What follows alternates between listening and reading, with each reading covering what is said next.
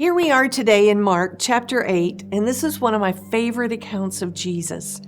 Crowds followed him everywhere to hear him teach and see him do miracles. And this crowd was numbered well above 4,000. And Jesus was concerned that they'd been with him, listening to him for 3 days, and were hungry to the point of collapse.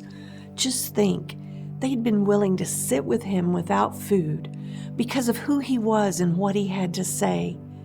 Once again, Jesus asked his disciples to provide food, and once again, they were at a loss.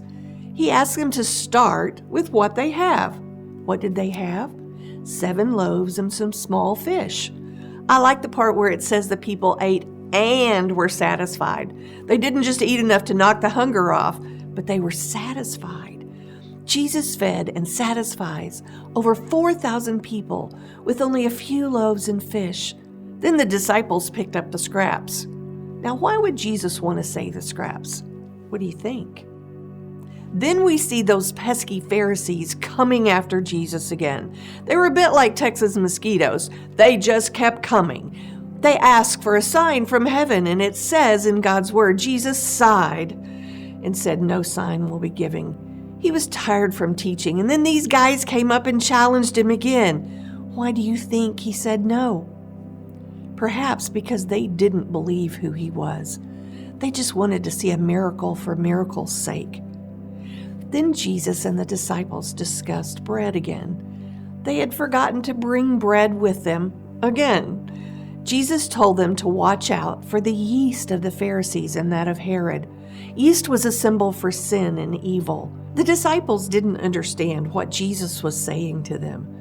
Jesus asked them, "Why are you still talking about having no bread? Do you not see or understand? Are your hearts hard? Do you have eyes but don't see, and ears but don't hear? And don't you remember? When I broke the 5 loaves for the 5,000, how many baskets did you pick up? 12. When I broke 7 loaves for the 4,000, how many baskets did you pick up? 7. Well, why don't you understand? Then we go on to the healing of the blind man at Bethsaida.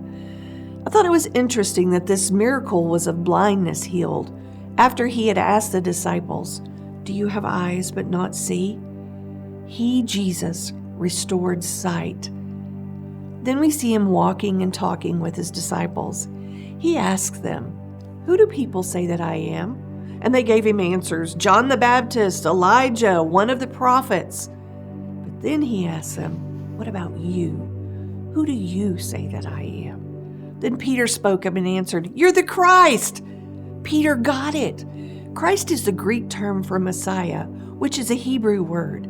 For the Jews, the Messiah was the one who was prophesied about, the future king of Israel, who would deliver them from bondage and bring a time of freedom, power, influence, and prosperity. Jesus goes on to teach of his death, and the chapter concludes with Jesus saying, "What good is it for a man to gain the whole world, yet give up his soul? What can a man exchange for his soul?" Think, what is your soul worth? Is it worth all the time and effort spent on all the stuff that we do and get? Is it just efforts to please others, or is it a total commitment to Christ? What will you exchange your soul for?